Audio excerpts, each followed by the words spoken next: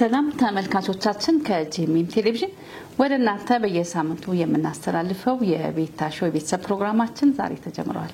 ዛሬ እንግዲህ ከአዲስ እንግዳ ጋር ወደ እናንተ ቀርብ ያለው ይሄ ፕሮግራማችን ደግሞ ቤታችሁ ነው የምትፈልጉትን ነገር የምታወሩበት ችግር ካለ የሚፈታበት በውይይት ምንነጋገርበት ምንማማርበት ምናልባት ደግሞ እግዚአብሔር እድልና ጊዜ ሰጥቷችሁ ደግሞ በጋብቻ ብዙ አመት የቆያችሁ አንቨርሰሪያችሁን የምታከብሩበት ተሞክሯችሁን የምትናገሩበት ይሄ ቤታችሁ ነውና እንድትደውሉ በዛ በስክሪኑ ላይ በመተመለከቱት ስልክ እንድትደውሉ በአክብሮት ጠይቃለሁ። አስተያየት ሀሳብ ካላችሁ በዛው ላይ እንድትገልጹ ጠይቃለሁ። የዛሬ እንግዲህ መጋቢ ብስራት ታደለ ይባላል። የጋብቻና የቤተሰብ አማካሪ ነው። በሚያገለግልበት ቸርችም እንደዚሁ የማማከር አገልግሎት ይሰጣል። እስቲ ወደሱ እንመለሳለን። በጣም አመሰግናለሁ። እንኳን በሰላም መጣ ፓስተር። እንኳን በሰላም ጠበቅሽኝ። አመሰግናለሁ ስለጋበሽኝ። ታንኪዩ በጣም። እስኪ ለተመልካቾቻችን ስለራስህ ብትነግር። እኔ አገልጋይ ብስራት ታደለ እባላለሁ። ከ1985 እስከ አሁን ድረስ ቤተክርስቲያንን በማገልገል እገኛለሁ። አሁንም ማገለግለው ወይም አሁን ያለሁበት ባዚሊያ ኢንተርናሽናል ቸርች ይባላል። ባዚሊያ ማለት የእግዚአብሔር መንግስት ማለት ነው። በዚህ ቤተክርስቲያን ውስጥ እግዚአብሔር ከሰጠኝ ወንድሞች ጋር በጋራ እየመራን እያስተዳደርን እያገለገልን እንገኛለን። ቤተክርስቲያናችን በቲም ሊደርሺፕ ነው የምታምነው። ስለዚህ እግዚአብሔር በተለያየ መንገድ ለዚህ ደረጃ ያበቃቸው ደግሞም በቤተክርስቲያንም ከቤተክርስቲያንም ውጪ ባሉበት ቦታ በትልቅ ተጽዕኖ ፈጣሪነት ያሉ እግዚአብሔር ትላልቅ ሰዎችን ሰጥቶናል። በከፍተኛ የመንግስት አመራሮች ላይ ስልጠና የሚሰጡ በአመራር ደረጃ የሚያገለግሉ ከነሱ ጋር በጋራ የእግዚአብሔርን መንግስት ስራ እየሰራን እንገኛለን። ቤተክርስቲያኒቷ በዚህ ትገለጻለች። እኔ እንግዲህ በጋብቻ ወደ 20 አመት ገደማ ቆይቻለሁ። የሁለት ልጆች አባት ነኝ። አንድ ሴትና አንድ ወንድ አባት ነኝ። በዚህ ደረጃ እገኛለሁ። በጣም ደስ ይላል። ረጅም ጊዜ ነው ያሳለፍከው። አመሰግናለሁ ፓስተር። እንግዲህ ይሄ የቤተሰብና የጋብቻ ፕሮግራም ነው። ቤተሰብና ጋብቻን እንዴት ትለዩዋለህ? ልዩነት አለው ትላለህ? እንዴት ትገልጸዋለህ? ቤተሰብና ጋብቻ እንግዲህ ቤተሰብ ውስጥ ጋብቻ አለ፣ ጋብቻ ውስጥ ቤተሰብ አለ። ነገር ግን ቤተሰብ የሚለው ቃል ቤተሰብ ከሕግ በፊት ከቤተ ክርስቲያን በፊት በዚህ ዓለም ላይ ከተመሰረቱት የመጀመሪያ ተቋም ወይም ኢንስቲትዩሽን የሚለው የመጀመሪያ ተቋም በእግዚአብሔር የተመሰረተ ተቋም ነው ቤተሰብ የምንለው። ራሱ ቤተሰብ የሚለውን ቃል ደግሞ ትርጉሙን ብንመለከተው በአንድ ቤት ያደሩ ሰዎች በአንድ ቤት ያደሩ ሰዎች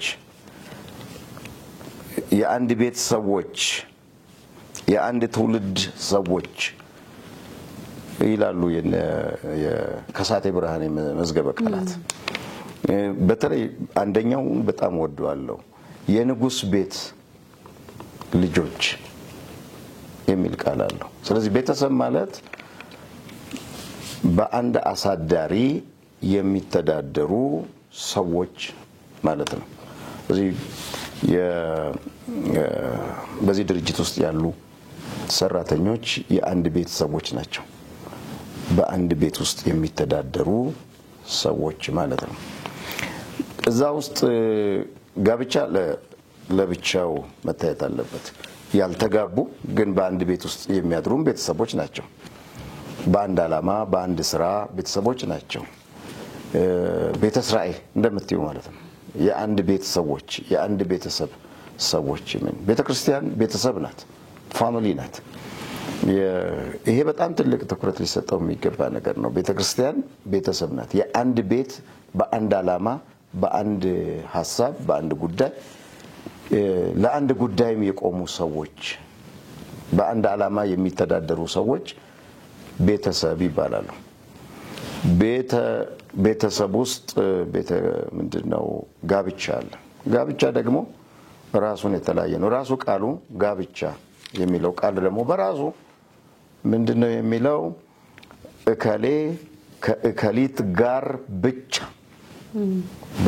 የሚል ትርጉም አለው ስለዚህ ብቻ የሆኑበት ነገር አለ ማለት ነው ብቻ ያልሆንባቸው ነገሮች አሉ በስራዬ ከብዙ ሰዎች ጋር ነኝ በትዳር መልክ በፍቅር መልክ ሲሆን ደግሞ ከእከሊት ጋር ብቻ የሚል ትርጉም ነው ያለው ስለዚህ ብቻ የሆነበት ነገር ከሆነ ነገሩ መለየት አለበት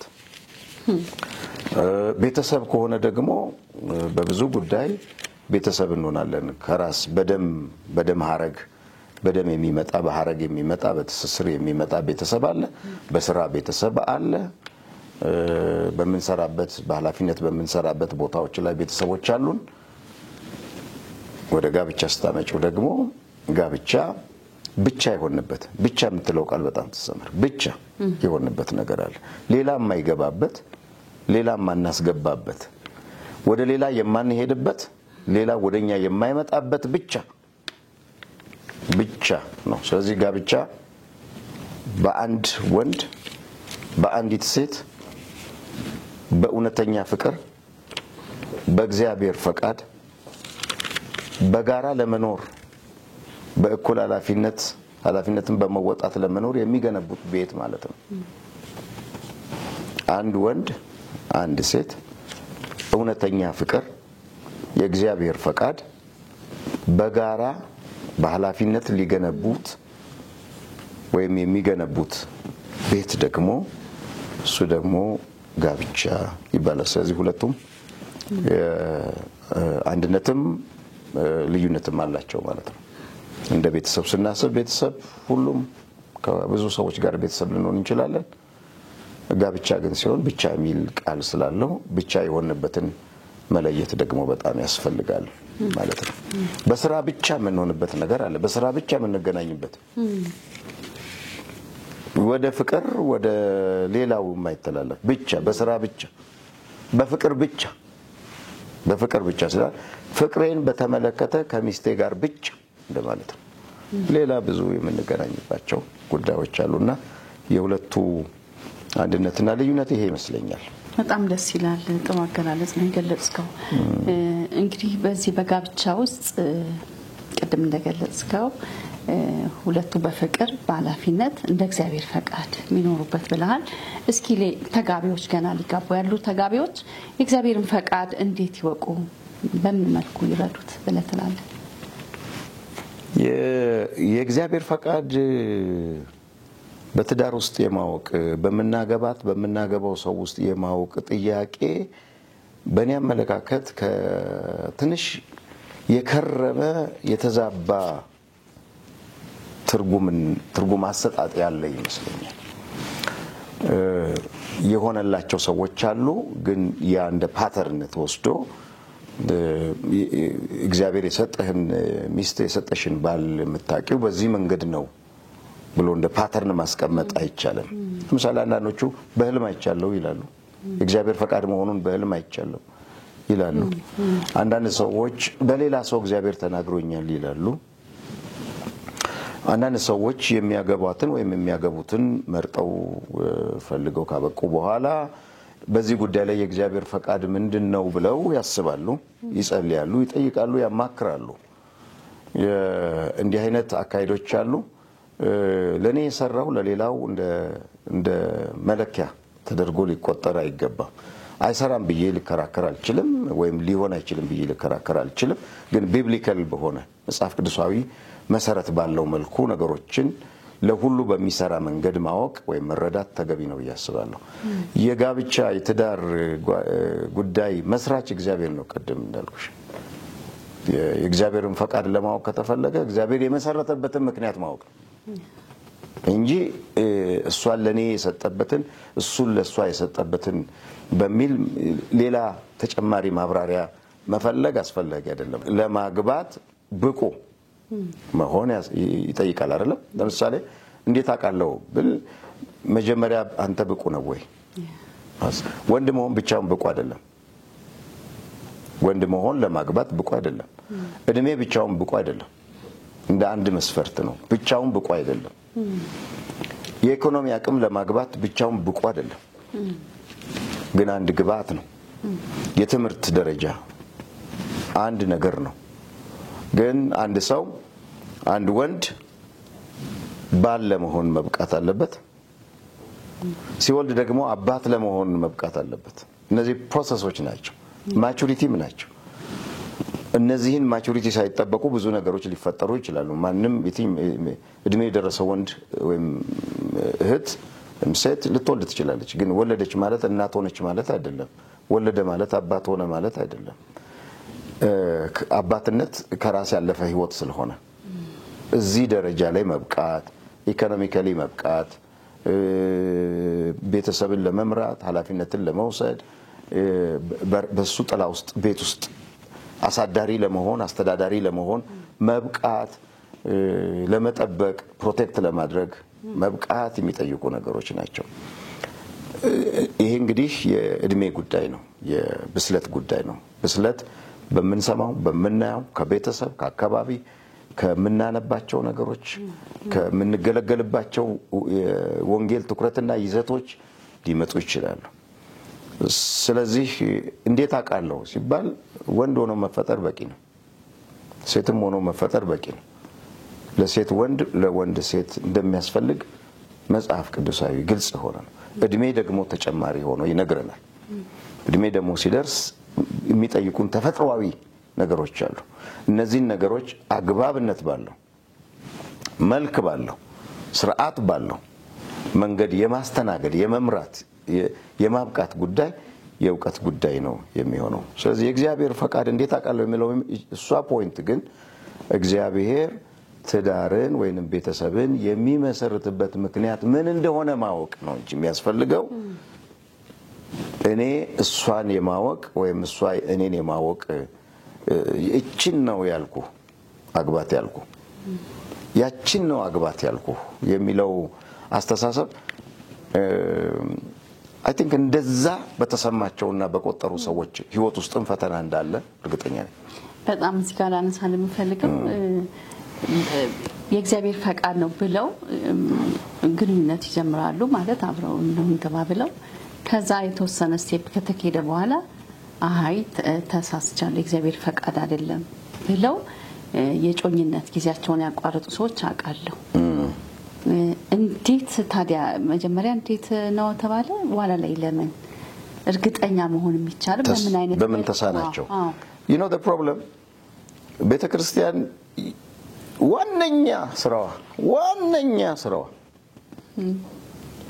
ዋነኛ ስራዋ ሰዎች በጋብቻ ውስጥ ያለውን የእግዚአብሔር ፈቃድ እንዲያውቁ ማንን እንዲያገቡ እንዲያውቁ አይደለም።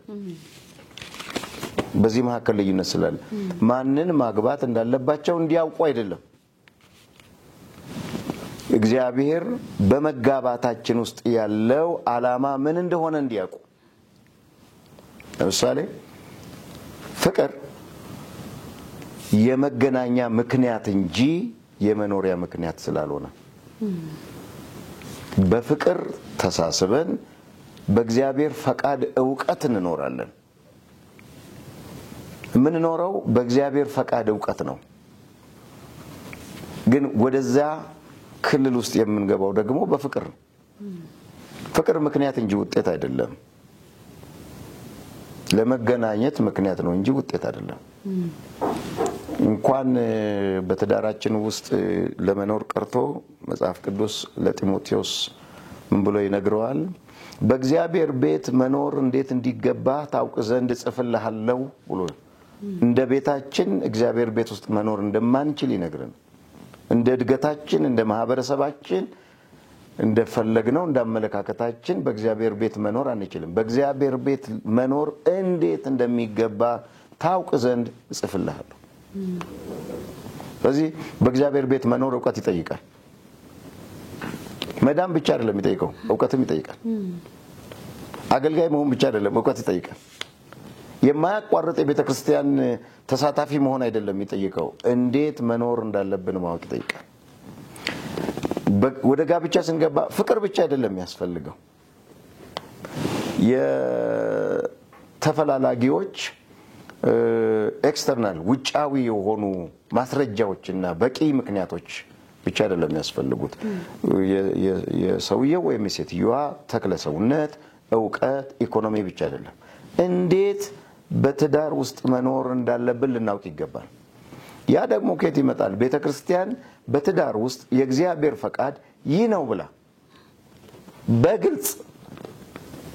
በግልጽ አንድ በበቂ መጽሐፍ ቅዱሳዊ ማስረጃና ዕውቀት፣ ሁለት ምሳሌ ሊሆኑን በሚችሉ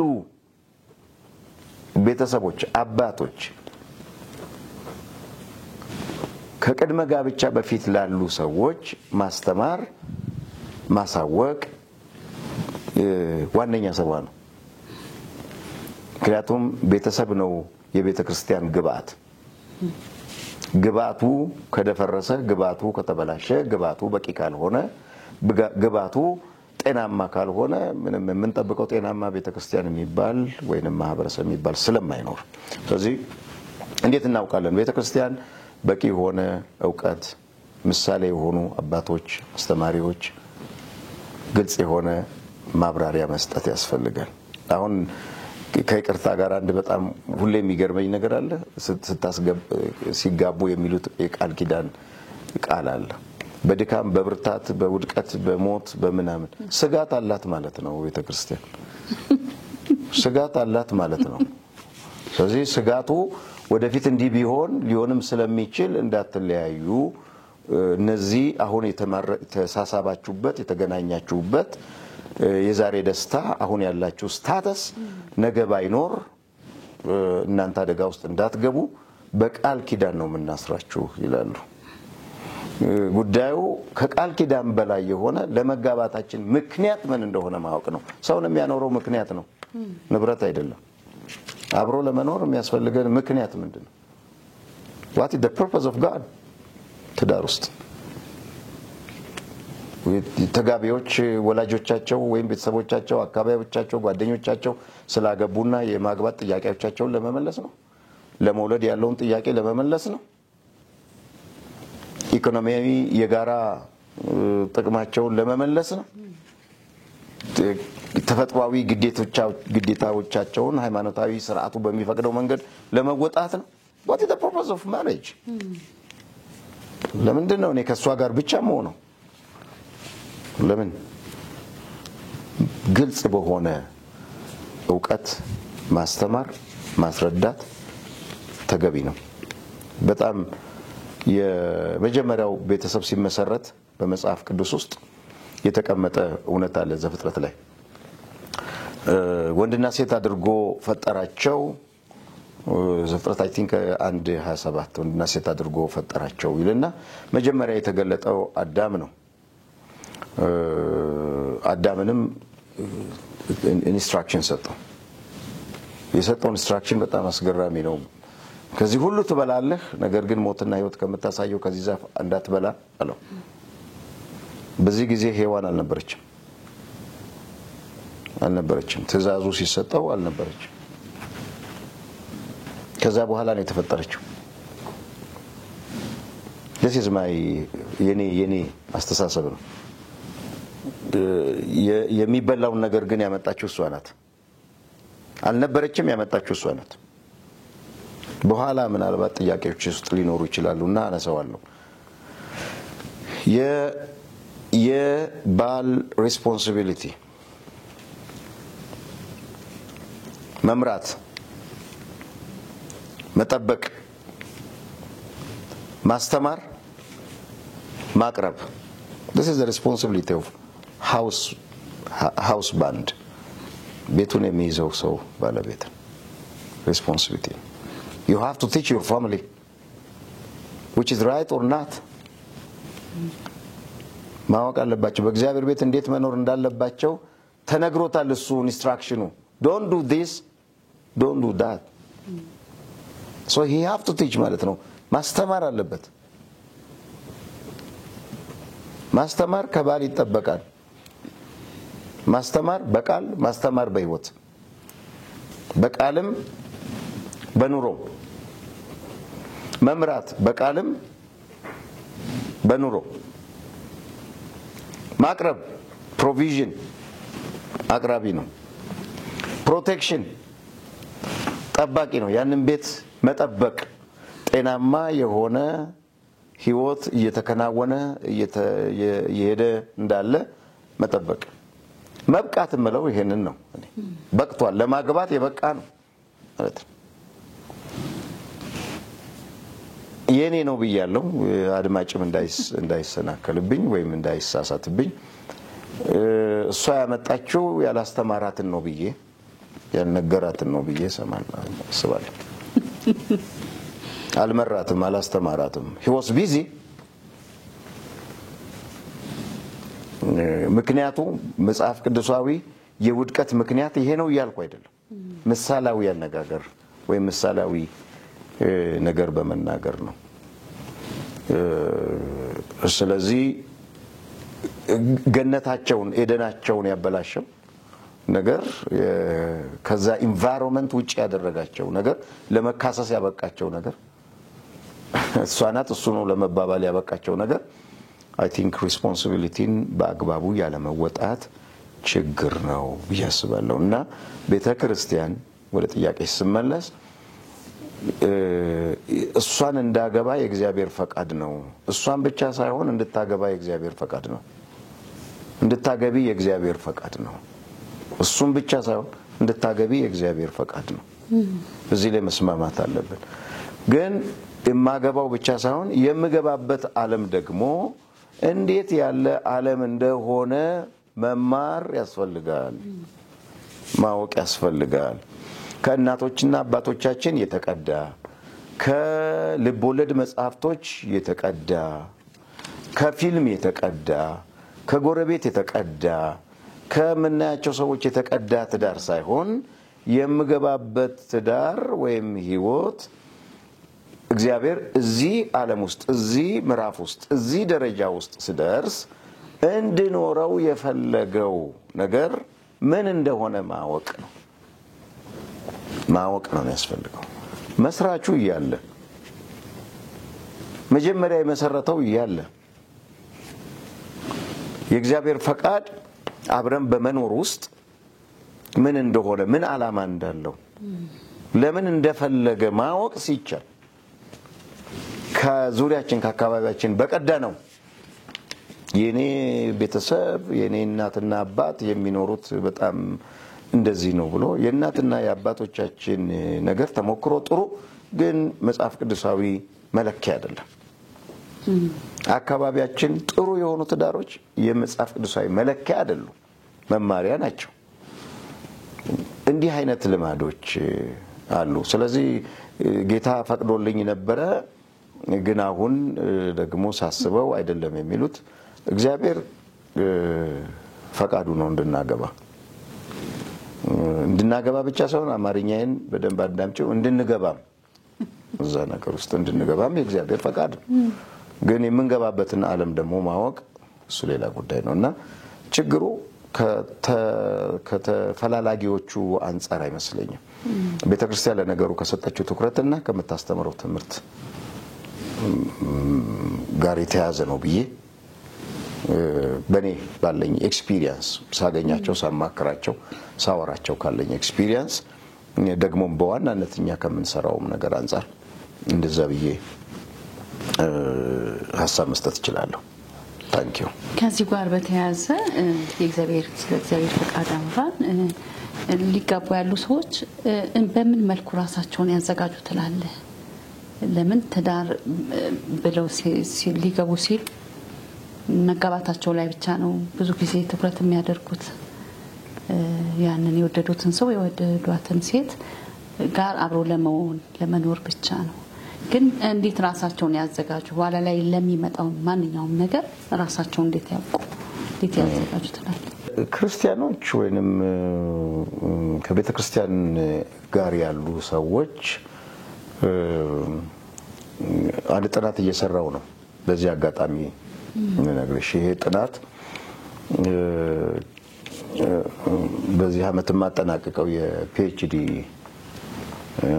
ትምህርት አለ። ለዛ ትምህርት የሚሆን ጥናት በዚህ ረገድ እንዳጠና ትምህርት ቤቱ አድቫይስ ስላደረገ ይሄን ጥናት አደርግ ነበር እና አሁንም ወደ ቤተክርስቲያን ነው የምመለሰውና ቤተክርስቲያን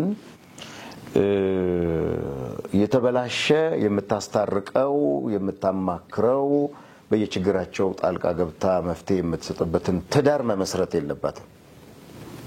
የምታርፍበትን ትዳር ነው መስራት መገንባት ያለባት ያስባለሁ። እና ወደ 20 የሚጠጉ ትላልቅ ቤተክርስቲያኖችን ለማጥናት ሞክሬያለሁ። በተለይ ብዙ ወጣቶች የሚሳተፉባቸውን ቤተክርስቲያኖች ለማጥናት ሞክሬያለሁ። ኢንተርቪው አድርጌያለሁ። መሪዎቹን ኢንተርቪው አድርጌያለሁ። ሰዎቻቸውን ኢንተርቪው አድርጌያለሁ። በዋናነት የቤተክርስቲያንን አቋም መፈተሽ ስለነበረ ጋብቻ ለሚመሰርቱ ጥንዶች ያላችሁ ትምህርት ምንድነው? እንዴት ነው የምታስተምሩት? የሚል ጥያቄ ነው ተጋቢዎቹ ሲጠይቁ ነው የሚያስተምሩት። ብዙዎቹ የጋብቻ ትምህርት የሚባል አላቸው። ጋብቻ ትምህርቱ ከይቅርታ ጋር አሁን የምናገረው የጋብቻ ትምህርቱ ቤተክርስቲያን የማይጋቡ ሰዎችን አጋባች እንዳትባል በሚመስል መንገድ የተቃኘ ነው። ተጋብተው ስለሚኖሩት ህይወት ብዙ ትኩረት ያለው አይደለም። ለምሳሌ እንዴት የፈታች ታጋባላችሁ? እንዴት የወለደች ታጋባላችሁ? እንዴት እጮኛ ያያላት ታጋባላችሁ እንዳይባል መስፈርቶች መጠይቆች አሏቸው። ማናት? ምንድናት? እንዴት ናት? ከየት ናት? የሚሉ እሱንም እንደዛው ባንጻሩ የሚጠይቁ ነገሮች አሉት። ከዛ ያስተምሯቸዋል። 1 ወርም 3 ወርም 6 ወርም ተከታትለው ያስተምሯቸዋል የጋብቻ ትምህርት። ከዛ በኋላ ያጋቧቸዋል። ከዛ በኋላ መድኃኒዓለም ያውቃል እንግዲህ ቀጣዩ ምዕራፍ። ሲጨቃጨቁ ይመጣሉ። ከመጡ እሱም ቢሆን ከመጡ ይመጣሉ። ካልመጡ ለነሱ ቅርብ በሆኑ ይሰሙኛል፣ እሱን ነው የሚሰማው፣ እሱን ነው የምታከብረው ተብሎ በሚታሰብ ሰዎች በእነሱ ህይወት ውስጥ ቫልዩ ባላቸው ሰዎች ይዳኛሉ። የተጋቡት ቸርች የሚዳኙት ውጪ ነው።